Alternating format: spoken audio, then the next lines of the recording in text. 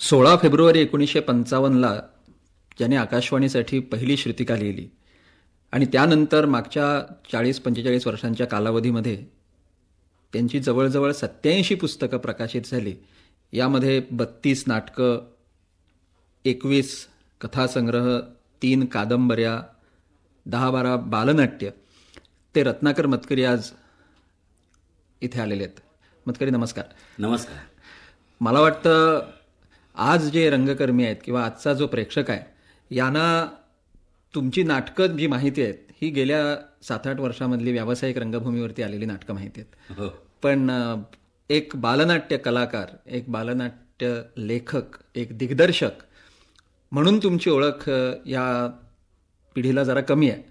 तर मी ती ओळख करून द्यायचा पहिल्यांदा प्रयत्न करतो. जरूर. मला सांगा, तुम्ही बालनाट्य लिहायला मुळात सुरुवात का केलीत? मला तसं निमित्त असं घडलं, म्हणजे सुधा करमरकरांना मुंबई मराठी साहित्य संघासाठी एक नाटक हवं होतं मुलांचं, आणि त्याच्या मागे एक मोठी वेगळी अशी योजना होती. ती अशी की तोपर्यंत मुलांचं नाटक म्हणजे फक्त गॅदरिंगमध्ये केल्या जाणाऱ्या एकांकिका, नाटिका या स्वरूपाचं होतं.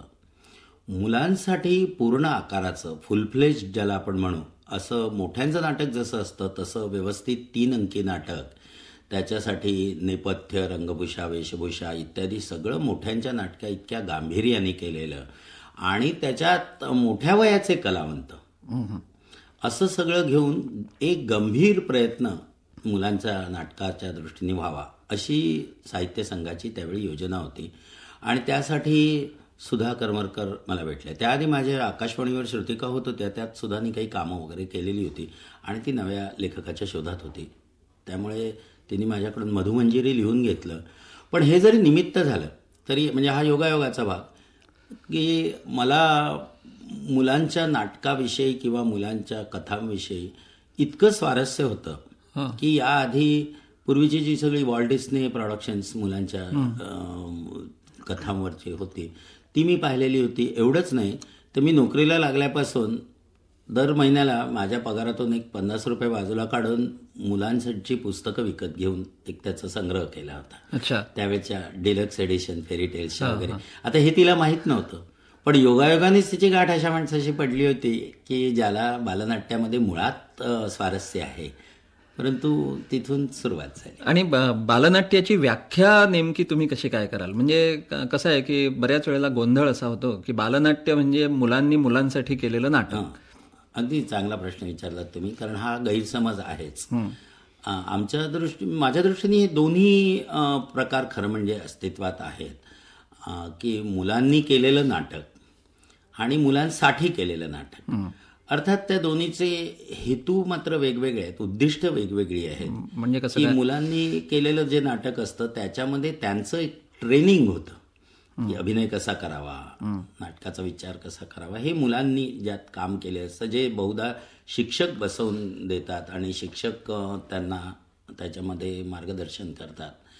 आणि जे मुलांसाठी केलेलं नाटक असतं ते जशी प्रौढांसाठी नाटकं असतात तसे ते प्रौढ सगळे सामान्य प्रेक्षक येऊन कामं करत नाही. बरोबर. पण त्यांच्यासाठी काही एक आशय त्यांना आवडेल, त्यांना रुचेल, त्यांना समजेल आणि ते विचार करतील. अशा पद्धतीने जसा प्रौढांसाठी मांडतो आपण, तसंच मुलांसाठी त्यांचं रंजन होईल, त्यांची करमणूक होईल, त्याबरोबरच ते विचार करतील. म्हणजे जे जे नाटकापासून प्रेक्षकांनी घ्यावं असं वाटतं ते ते बालप्रेक्षक घेईल अशा तऱ्हेचं नाटक. म्हणजे मग त्याच्यामध्ये आम्ही असं धरत असू की ज्या ज्या वयाची त्यातली पात्र आहेत त्या वयाचे काम, म्हणजे त्याच्यामध्ये असं ठरवायचं नाही की मुलांचं नाटक आहे म्हणून मुलांनीच केले पाहिजे. जर लहान मुलाचं पात्र असेल तर ते मुलांनी करायचं, त्याच्या वडिलांचं काम पुन्हा दुसऱ्या मुलांनी करायचं नाही, त्याचे वडील शोभतील अशा नटाने करायचं नाही, अशासाठी की मुलांना ते पाहताना खरं वाटलं पाहिजे. दुसराच एक नुसता मिशा लावलेला लहान मुलगा हा मुलांना वडील म्हणून पटू शकणार नाही.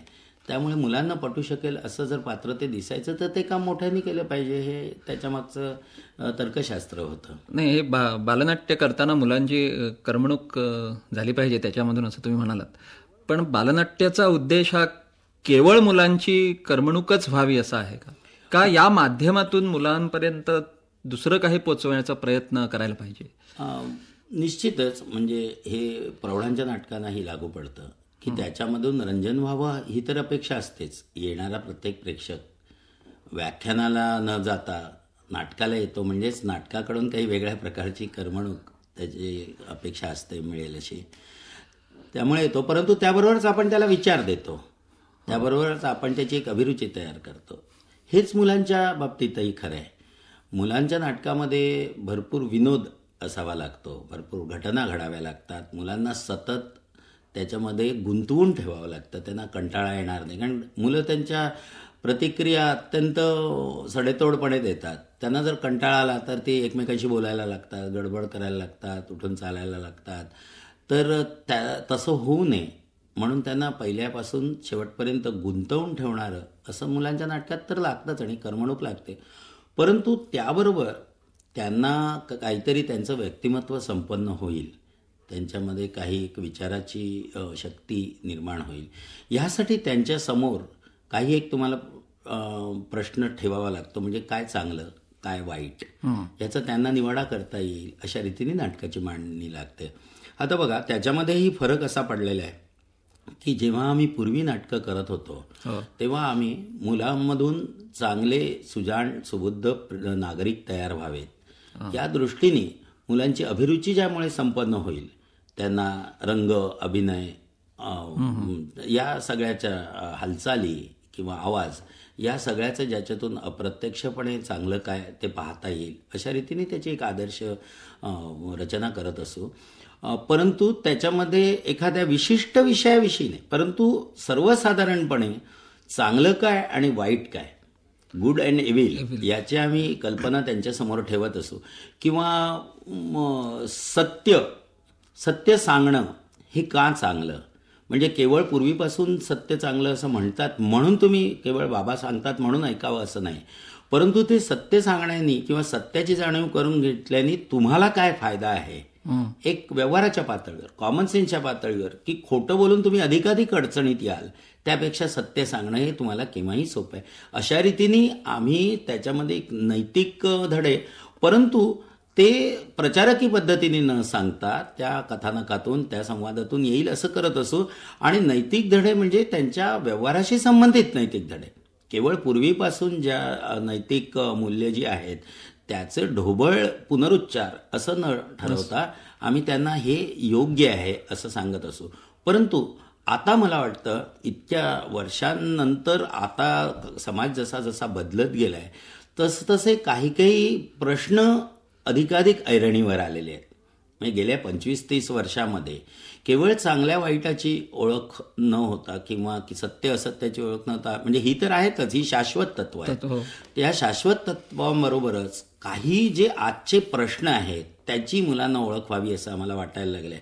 त्यामुळे आता आम्ही मुलांची नाटकं करताना जास्त ज्याला आपण इश्यू बेस्ड थिएटर म्हणू, की काही प्रश्न घेऊन ते मुलांना त्याची ओळख व्हावी, म्हणजे पुढच्या काळामध्ये ते जास्त जागरूक नागरिक होतील. म्हणजे पूर्वी आम्ही केवळ सुबुद्ध नागरिक व्हावेत, समंजस नागरिक व्हावेत, अभिरुची संपन्न नागरिक व्हावेत असा प्रयत्न करत असो. आता आम्ही ते जागरूक नागरिक व्हावेत असाही प्रयत्न करतो. त्यामुळे आमचं नवीन नाटक जे 2 बच्चे 2 लुच्चे बालनाट्याचं आहे ते बालमजुरांच्या प्रश्नाविषयी अशा तऱ्हेचे एक प्रश्न घेऊन आम्ही आता नाटक. आणि तुम्ही टी बॉक्स थिएटर म्हणजे चाय खोका थिएटर नावाचा एक वेगळा प्रकार सुरू केलाय, नेमकं काय? चाय खोका रंगमंचाची संकल्पना अशी आहे की ते केवळ मुलांसाठीच नाही, मोठ्यांसाठी ही नाटकं करणं, परंतु ती कमीत कमी सामानामध्ये, म्हणजे केवळ एक चहाचं खोकं आणि एक कपड्याचं गाठोडं, बऱ्याच वेळा ते कपड्याचं गाठोडंही चहाच्या खोक्यात टाकून नेता येतं, इतकं म्हणजे लाईट आपल्या बरोबर नेता येईल असं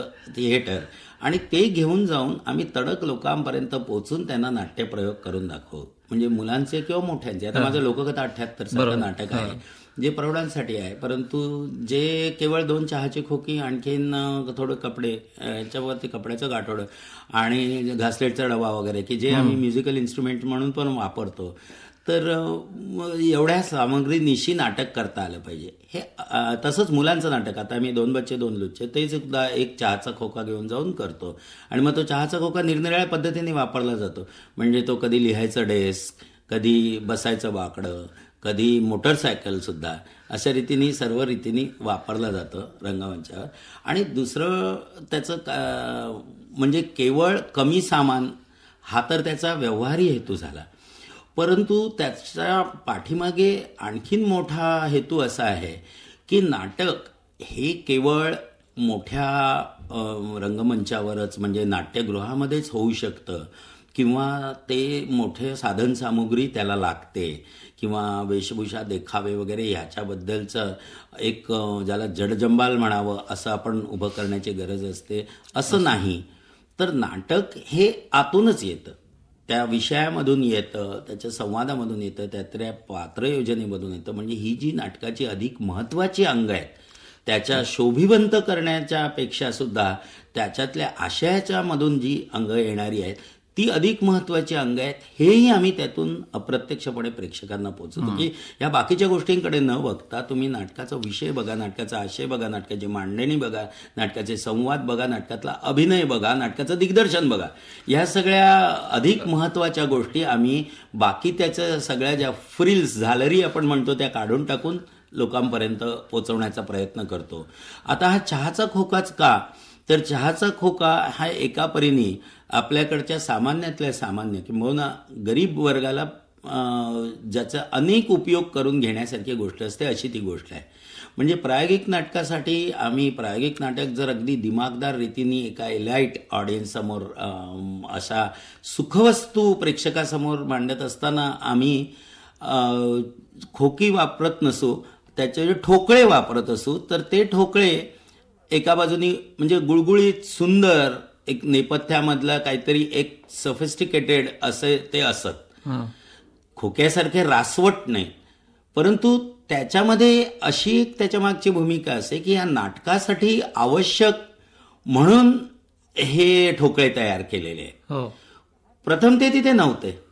चहाच्या खोक्याकडे पाहताना असं लक्षात येतं की चहाचा खोका प्रथम तिथे असतो, गोरगरिबांच्या उपयोगासाठी तो असतो, तो अनेक दृष्टीने त्यांना उपयोगी पडत असतो आणि नंतर तो नाटकामध्ये आम्ही साधन म्हणून वापरतो. म्हणजे जे वास्तवात अस्तित्वात आहे ते घेऊन आम्ही नाटक करतो, नाटकासाठी म्हणून मुद्दाम काहीतरी नेपथ्य तयार करत नाही. म्हणजे तंत्राचा बडेजाव जितका कमी करता येईल तो कमी करता येऊन सुद्धा नाटक प्रेक्षकापर्यंत पोचतं. हो, आणि पोचतं हे तुम्ही आता म्हणाल हे बरोबर आहे की तडकपणा ज्यातला तो आहे की सामान एकदा तुमच्याकडे असते की त्याची मांडणी करणं, नेपथ्य प्रकाशन याची मांडणी करत बसण्यामध्ये जो वेळ लागतो तोही आम्ही का घालवावा. आम्ही सरळ प्रेक्षकांपर्यंत पोचावं, आम्हाला जे म्हणायचंय.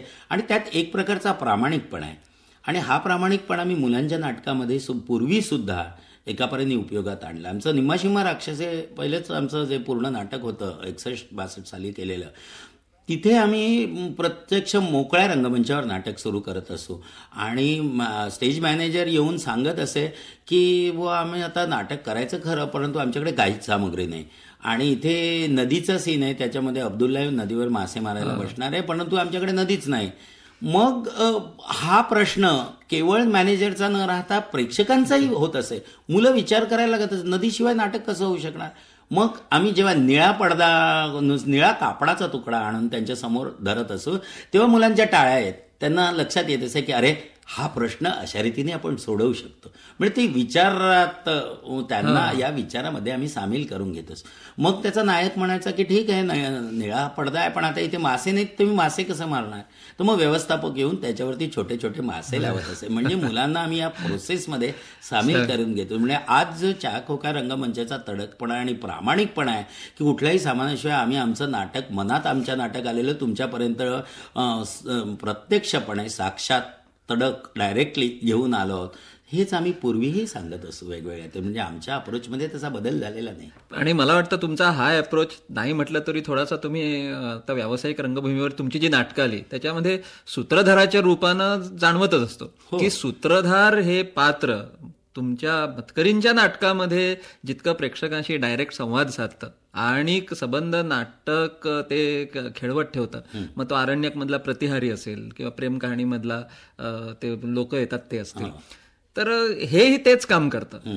पण हा सूत्रधार मग तुमच्या मनामध्ये म्हणजे असा कसा काय जन्मला? हा त्यातल्या एका प्रकारे प्रामाणिकपणामधूनच येतो. म्हणजे असं की लोकांसमोर आडपडदा न ठेवता मी सांगू इच्छितो की बाबा मला हा विषय भावतोय, मला याच्यावर एक नाटक करायचं आहे, आता मी याच्यामध्ये कसा कसा विचार करत जाऊ, हे तुम्ही आणि मी मिळून आपण तो करूया. हा जो एक प्रेक्षकांना विश्वासात घेण्याचा भाग आहे, म्हणजे त्याला म्हणायचं तर आपण प्रायोगिक म्हणू, म्हणायचं तर नुसतं प्रामाणिकपणा म्हणू, तर तो माझ्या बऱ्याच नाटकामध्ये, म्हणजे आता खोलखोल पाणीमध्ये सुद्धा, की खोलखोल पाणीमध्ये एक घटना दाखवली आहे. त्या जी तरुण 2 मुलं आहेत पौगंडावस्थेत पाऊल टाकणारी, त्यांच्या आयुष्यातली घटना दाखवली आहे. परंतु नुसतीच ती घटना दाखवणं हा माझ्या दृष्टीने नाटकाचा हेतू होऊ शकत नाही. आजच्या काळात म्हणजे ती मुलं जेव्हा मोठी होतात तेव्हा समजा एक 40शीचा होतो तो मुलगा, तेव्हा तो परत आपल्या आयुष्याकडे पाहताना विचार करतो की हे मी त्यावेळी केलं की बरोबर की चूक. हा माझ्या दृष्टीने हा जो त्यातला नैतिक प्रश्न आहे की मी या माझ्या वडिलांची आणि त्यांचे बरोबर जिच्याबरोबर संबंध होते त्या स्त्रीचे, या दोघांचे आयुष्य नियंत्रित करण्याचा प्रयत्न केला त्यांचा मुलगा म्हणून, हे बरोबर की चूक असा त्याला विचार पडतो आणि तो नकळत माझ्या नाटकाचा सूत्रधार बनतो. सुरुवातीला आणि शेवटी तो ही कथा सांगतोय असं, म्हणजे हा विचार मलाच पडलेला आहे की हे असं एखाद्या माणसाने दुसऱ्याचं आयुष्य ताब्यात घेणं हे नैतिकदृष्ट्या बरोबर आहे का, हा मला प्रश्न पडलाय. हे मी प्रत्यक्षपणे प्रेक्षकांना सांगू इच्छितो की असा मला प्रश्न पडलाय. आता मी त्याच्यावर नाटक लिहिलं तर काय होईल. माझ्या दृष्टीने प्रेक्षक हा याने फार महत्वाचा घटक आहे. कारण 4 दिवस प्रेमाचे मध्ये सुद्धा जी 4ही पात्र आहेत ही एक प्रकारे ती सूत्रधाराचंच काम करतात. मधून त्यातली एक जोडी सूत्रधार म्हणून येऊन सांगते आणि त्यामुळे सूत्रधाराचं महत्व मला अतिशय वाटतं. कारण मला मुळातच असं वाटतं की नाटक हा लोकांसमोर घडवलेला खेळ आहे. म्हणजे ही मुळातच भूमिका आहे की काही आडपडदा ठेवून, म्हणजे आमच्या कित्येक नाटकांना खरोखर शब्दशः बोलायचं तर पडदा आम्ही वापरत नाही, परंतु काही आडपडदा ठेवून आम्ही एक आपलं एक असं गुपचूप एक तयार केलेली आहे गोष्ट आणि आता पडदा उघडला की तुम्ही ती बघा आम्ही लपवून ठेवली, असं न करता मला असं वाटतं की मुळातच मोकळेपणाने सुरुवात करावी आणि त्यांना सांगावं की असं असं करायचा आमचा विचार आहे, आता ते कसं होतं ते तुम्ही आणि मी मिळून बघूया. अशा भूमिकेतून माझा सूत्रधार आलेला आहे आणि तो म्हणून निर्णया रूपाने आलेला आहे. आणि आतापर्यंत तुम्ही साधारण 32 नाटकं तुमची प्रकाशित झालेली आहेत. त्याच्यामध्ये अगदी वाऱ्यावरचा मुसाफिर, वर्तुळाचं दुसरं टोक, मग आरण्यक, प्रेम कहाणी यासारखी तुमच्या संस्थेमार्फत झालेली प्रायोगिक नाटकं ज्याला आपण म्हणू ती झाली. आणि तशीच इकडे व्यावसायिक नाटकं पण झाली. व्यावसायिक नाटकामध्ये सुद्धा तोचपणा येण्याचा जो एक धोका असतो की कमर्शियली सक्सेसफुल झाल्यानंतर तशाच पद्धतीची नाटकं, हे तुमच्या नाटकात सुदैवानं अजूनपर्यंत दिसत नाही. तर ज्या वेळेला एखादं नाटक तुम्ही लिहिता त्यावेळेला तुम्ही स्वतः दिग्दर्शक असल्यामुळं, तुम्ही स्वतः नेपथ्यकार असल्यामुळं, चित्रकार असल्यामुळं ह्या गोष्टी तुमच्या मनात येत असतील. पण ठरवून लिहिलं जातं का हो नाटक की ह्या नाटकाचा फॉर्म हा मी आता असा करेन? कारण व्यावसायिक रंगभूमीची सुद्धा काहीतरी निश्चित गणितं आहेत. कुठलं नाटक उचललं जाईल किंवा कुठलं पडेल हे जरी समजत नसलं तरी साधारण प्रेक्षकांची नाडी तुमच्यासारखे नाटक करायला सहज समजते.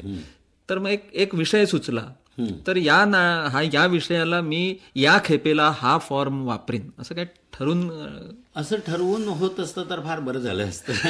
कारण निर्मात्यांना तसं वाटतं की हे ठरवून होईल आणि निर्मात्यांच्या मागण्या तशा असतात की अमुक नटासाठी तुम्ही अमुक पद्धतीने लिहून द्या, त्याला असा रोल करायचा आहे वगैरे.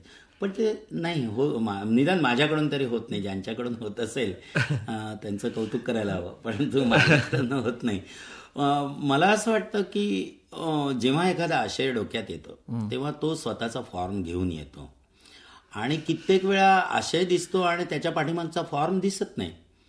त्यावेळेला मग मनाची पुष्कळ अस्वस्थ अशी अवस्था असते आणि अनेक रीतीत सतत तो विचार मनात घोळत असतो. कित्येक वेळा 4-4, 5-5 वर्ष सुद्धा एखादा विषय घोळत असतो परंतु त्याचा फॉर्म दिसलेला नसतो. अगदी तुम्हाला एक साधं उदाहरण सांगतो की माझी जवळ ही कादंबरी ज्याच्यावर माझं काय चुकलं नाटक. आता कोणाला वाटेल की कादंबरी समोर आहे, मी त्याचं नाटक करणं अत्यंत सोपी गोष्ट आहे किंवा अत्यंत अवघड गोष्ट आहे, म्हणजे याचं नाटक होणारच नाही, याचं एकदम झालं तर चित्रपटच होईल असंही काहींना वाटत असे त्यावेळी. पण मी स्वतः विचार केला की हा सामाजिक प्रश्न आहे, त्यामुळे ह्याचं नाटक जर रंगभूमीवर आलं तर बरं होईल.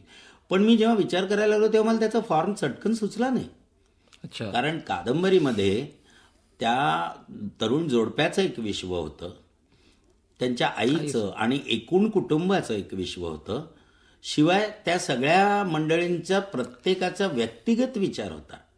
किंबहुना त्यातलं जो मुलगा आत्महत्या करतो त्याचा नायक, त्याचा व्यक्तिगत विचार हा इतका व्यक्तिगत होता की तो इतरांना कळलाही नाही शेवटपर्यंत त्यांनी का आत्महत्या केली असेल. तर ही 2-3 जी विश्व आहेत ती नाटकामध्ये एकत्र अशी समोर प्रेक्षकांचा गोंधळ न उडता ती कशी समोर येतील हा प्रश्न मला बरेच दिवस पडला आणि त्यामुळे त्याचा फॉर्म ठरत नव्हता. आणि मग एके दिवशी मला अचानक त्याचा सेट सुचला, त्याचं नेपथ्य सुचलं आणि ते नेपथ्य पुन्हा मी त्याच्यामध्ये मोकळा आणि प्रामाणिक राहण्याचा प्रयत्न करतो. पुन्हा एकदा मी मूळ जेव्हा त्या कुटुंबाला भेट दिली होती तेव्हा त्यांचं घर पाहिलं, तेव्हा त्या घरामध्ये बाहेरचा वरांडा हा त्यांनी एक खोली केली होती बंद करून घेऊन आणि त्या खोलीमध्ये ते तरुण जोडपं त्याचे व्यवहार चालत असत आणि बाकी संबंध घर म्हणजे एक खोलीच होती की तिथेच ओटा होता स्वयंपाकाचा, तिथेच माणसं गप्पा मारायची, तिथेच आई झोपायची. तेव्हा माझ्या असं लक्षात आलं की नेपथ्य हे आपोआपच एक घर तुम्ही रंगभूमीवर दाखवताना हे आपोआपच ही 2 विश्व इथे हजर आहेत. आणि मग पुन्हा म्हणजे त्यातल्या खोलीचे जे प्रवेश होते म्हणजे त्या वरांड्याची खोली केलेल्या ते अर्थातच या जोडप्याचे होते आणि बाकी संबंध घराचे त्या खोलीमध्ये दुसऱ्या मोठी जी खोली होती त्याच्यामध्ये घडत असत किंवा चुलीसमोर घडत असत. आणि शिवाय प्रकाश झोत टाकून आम्ही एकेकाचं काही स्वगताच्या पद्धतीने विश्व तयार करत असू. म्हणजे हा एका परीने म्हटलं तर एक प्रायोगिक ढाचा झाला होता आणि म्हटलं तर व्यावसायिक ढाचा होता. म्हणजे याचं नेपथ्य अगोदर सुचलं आणि मग नाटकाचा फॉर्म सापडला. त्याच्यातून फॉर्म, कारण या गोष्टी फार एकत्र एकमेकात मिसळलेल्या आहेत. आता तुम्ही कादंबरीकार पण आहात, आता तुम्ही कादंबरीवरून नाटकं केलेली आहेत. एक प्रश्न मी शेवटचा प्रश्न असा विचारतो, नाटकावरून कादंबरी करणं शक्य आहे का किंवा अजून प्रयत्न तसा झालेला आहे का? शक्य आहे. म्हणजे माझ्या मनात कधीतरी असं येतं की प्रेमकहाणीवरून कादंबरी करावी, कारण प्रेमकहाणीचं आम्ही मध्यंतरी चित्रमालिका केली होती 13 भागांची. त्यामुळे त्याच्यामध्ये काही नवे प्रवेश तयार झाले होते, आणखीन बरंच साहित्य तयार झालं होतं, त्यामुळे त्याच्यावरून करावी असा विचार होता. परंतु अजून केलेली नाही मी. करता येईल तर पाश्चात्य देशात तर चित्रपट आल्यानंतर परत त्याच्या कादंबऱ्या केलेल्या आहेत. कादंबऱ्यावरून चित्रपट, तसेच चित्रपटावर, आणि त्या अशा मुद्दाम केल्या असं जाणवणार सुद्धा नाही इतक्या सुरेख रीतीने त्या केलेल्या आहेत. म्हणजे आता अँथनी शेफर्स वगैरे सारख्यांनी चित्रपट आधी लिहिले आणि कादंबऱ्या नंतर केल्या.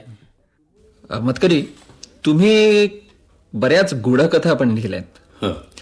आता हा गूढकथेचा विषय डोक्यामध्ये येऊन तो कागदावर उतरवेपर्यंत तुमच्या भोवतालचं विश्व सुद्धा असंच गूढ होत राहतं का?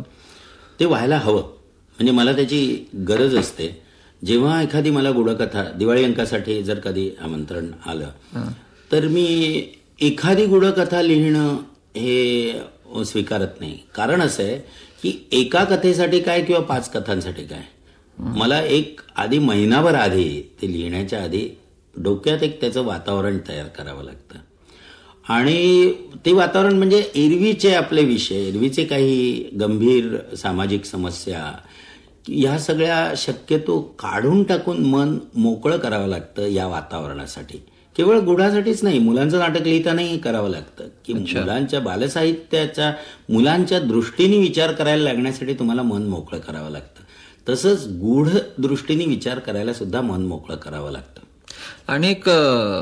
अनेक लोक गूढकथा असं म्हणून काहीतरी लिहितात, मला त्या भयकथा वाटतात. तर गूढकथा आणि या भयकथा याच्यामधला नेमका फरक काय? त्याच्यामध्ये फरक असा आहे की भयकथा ही गूढकथा असते, कारण तुम्हाला ज्या गोष्टीचं भय वाटतं ती तुम्हाला माहीत नसल्यामुळे गूढ असते, म्हणून भय वाटतं. पण प्रत्येक गूढकथा ही भयकथा असेलच असं नाही, कारण गूढामध्ये भयाखेरीज इतर अनेक भावना आहेत. भयाची भावना ही अनपेक्षिततेमधून येते, पण लोकांचा समज जो असा आहे की गूढ म्हणजे काहीतरी फक्त भूताखेतांचं, काहीतरी पारलौकिक, सुपरनॅचरल ज्याला आपण म्हणू असं. त्यामुळे ती गोष्ट पारलौकिक असल्यामुळे, लौकिक नसल्यामुळे ती आपल्याला समजत नाही. म्हणून भूताखेतांची गोष्ट हीच गूढकथा असा एक समज असतो. पण मला असं वाटतं की आपल्याला एरवीच्या आयुष्यात स्पष्टीकरणाच्या पलीकडच्या अनेक गोष्टी असतात. बरोबर. आणि त्याही तितक्याच गूढ असतात. म्हणजे योगायोग किंवा आपल्याला कधी कधी पुढचं काहीतरी होणार अशी चाहूल लागते, काय ते निश्चित कळत नाही, एक प्रकारची हुरहुर मनात लागते. काहींच्या बाबतीत ते जास्त प्रमाणात असतं, पुन्हा तेही का हे कळत नाही की त्यांना फार चटकन पुढच्या भविष्याची चाहूल लागते. काही वेळा आपल्याला समोरचा एखादा मनुष्य पाहिल्याबरोबर त्याच्याविषयी तिटकारा तयार होतो, काही वेळा पाहिल्याबरोबर तो मनुष्य आपलासा वाटतो. हे जे दोन माणसांच्या संबंधात, ज्याला आपण ब्रेन त्यांची एकमेकांमध्ये वेवलेंथ जुळणं ही म्हणतो, ही गोष्ट देखील एका परीने गूढ आहे. स्वप्न आपले जी असतात ती, अशा अनेक गोष्टी आहेत. मी तर असं म्हणेन की आईचं मुलावरचं प्रेम ही गोष्ट सुद्धा अतिशय गूढ आहे, की ज्या मुलासाठी तिला इतका त्रास 9 महिने सहन करावा लागतो, त्या मुलावरती तिचं इतकं प्रेम आयुष्यभर का असतं. किंवा एखादं कुरूप मूल आहे, एखादं किंबहुना जे एखादं अवगुणी मूल असेल किंवा एखादं अपंग मूल असेल, त्याच्यावर तर आईचं अधिक प्रेम असतं, की ज्याच्यामुळे तिची एका प्रकारे तिचा काही फार मोठा गौरव होणार नसतो. अशा मुलावर सुद्धा प्रेम असतं. आता ही गोष्ट माझ्या दृष्टीने गूढ आहे. पण गूढ हा तुम्ही अजूनपर्यंत तरी कथेचा विषय बनवलाय. गूढ नाटक तुम्ही अजून लिहिलं नाही. याचं कारण ती अतिशय कठीण गोष्ट आहे. एक तर गूढ कथा किंवा गूढ नाटक याच्यासाठी प्रेक्षकाची मनस्थिती त्याला बांधून ठेवणारी तितका वेळ हवी, किंवा वाचकाला तुम्ही अर्धा तास त्या चौकटीत बांधून ठेवू शकता. पण नाटकाकडून काही वेगळ्या अपेक्षा असतात. 2-2.25 तास प्रेक्षक जर बांधला जायचा तर त्याला काही स्पष्टीकरणं हवी असतात, जे मुळात गूढकथेच्या विरोधात जातं. त्याला स्पष्टीकरणं हवी असतात, तुम्ही एक भूमिका घ्यायला हवी असते. आतापर्यंत नाटकाची जी परंपरा आहे त्या दृष्टीने सुद्धा कित्येक वेळा असं असतं, सामाजिक समस्या नुसती सांगून भागत नाही. लोक म्हणतात त्याच्यामध्ये काय सांगितलं. कथेमध्ये कादंबरीत तसं होत नाही. त्यांना असं कळतं की ह्या वेगवेगळ्या बाजू फक्त लेखकांनी दाखवल्या आहेत. पण नाटकाच्या बाबतीत असं होतं की यांनी एक भूमिका घ्यावी असं. आता गूढकथेच्या बाबतीमध्ये लेखक काय भूमिका घेणार. तर त्यामुळे असे अनेक प्रश्न आहेत की ज्याच्यामुळे, परंतु करून पाहण्यासारखं आहे निश्चित नाटक. पण संबंध जगभरच तुम्ही जर पाहिलं तर सस्पेन्स प्लेज आहेत, ज्याला रहस्यमय नाटकं म्हणतो असे आहेत. परंतु गूढ नाटकं अशी कमी आहेत, परंतु ती लिहून पाहायला पाहिजेत. आता माझ्या एका शेवटची कादंबरी आहे, ही माझी जी कथा आहे, त्याच्यावरून मी उद्गार नावाचं नाटक लिहिलेलंही आहे. पण पुन्हा असंच आहे की त्याच्यातला त्यातली जी गूढता आहे ती पुन्हा सर्वसामान्य व्यावसायिक प्रेक्षकाला समजेल की नाही, या कारणासाठी मी अजून ते नाटक व्यावसायिक प्रेक्षकासमोर आणावं की प्रायोगिक नाटक म्हणून करावं हे ठरवलेलं नाही. या माणसाच्या प्रत्येक नाटकामध्येच नव्हे तर कथेमध्ये, कादंबरीमध्ये सुद्धा मुळात जो प्रामाणिकपणा एका लेखकाकडे असावा लागतो, सामाजिक बांधिलकी ज्याच्याकडे असावी लागते, तर मग तो लेखक ज्या ताकदीनं, ज्या सकसपणं प्रेक्षकापर्यंत पोचू शकतो, ती ताकद, तो सकसपणा मतकरींच्या लेखनात आहे. अजूनपर्यंत जवळजवळ 28 त्यांची अप्रकाशित अशी पुस्तकं आहेत. मनामध्ये अनेक विचार घोळत आहेत. याच्यावर नवीन नवीन नाटकं नव्या ताकदीची, नव्या जोमाची मराठी रंगभूमीला त्यांच्याकडून मिळावीत अशी आपण अपेक्षा करूया. मतकरी, तुम्ही इथे मुद्दाम आलात, याबद्दल धन्यवाद. नमस्कार.